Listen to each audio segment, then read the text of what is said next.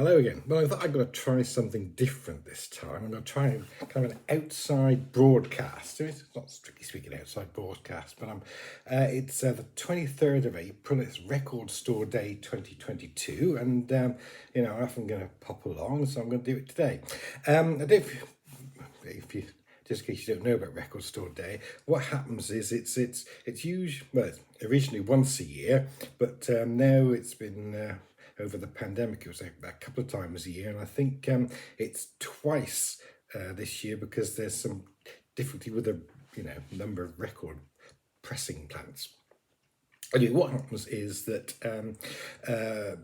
artists release records. Though I have seen CDs and a cassette this year, and these are released to only independent record stores. So the idea is you can't go to Amazon or something and get them. Often they're kind of things which might be thought of as being for completists. They have sort of 12-inch versions or something, but also they have some really good stuff. Often they're in sort of limited quantities, which is a good thing, but also has its problems. For example, it's now 7 o'clock.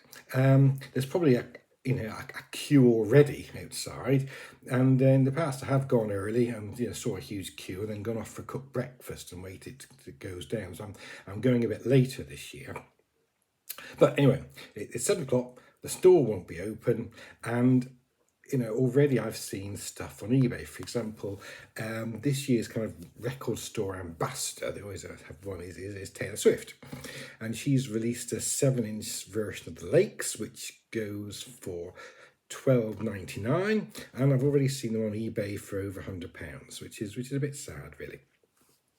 Anyway, I shall gonna go and have a cup of coffee. I'll probably pop off a bit later to time it so I don't get, the back of a huge queue, but equally I'll be back for 12:30 for the football. So I'll let you know how I get on. See you in a bit.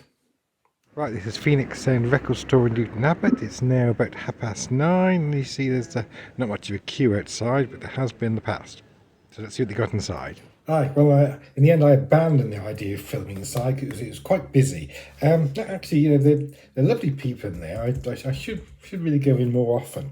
Anyway, but I bought the ones I wanted.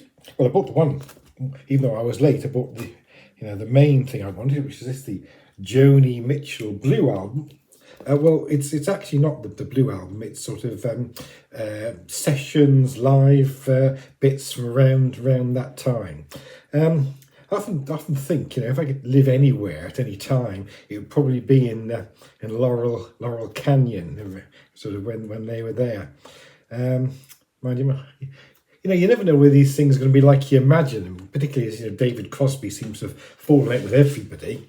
And actually, I did get to meet John Mayall once, and this was a CD signing thing after one of his gigs. And he was there for a bit, and I always think, well, perhaps I should have asked him, whether it was like how I imagined it to be, but maybe, maybe it would just destroyed my illusions. Anyway, got that, and while I was there, I also picked up this.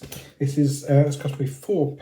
It's in really good condition. It's Patrick Moraz, The Story of I, which is I don't know if you know Patrick Moraz. He was in Yes for a short time. He was on the Relayer album, and possibly he did one or two tracks on the Yes Shows live album.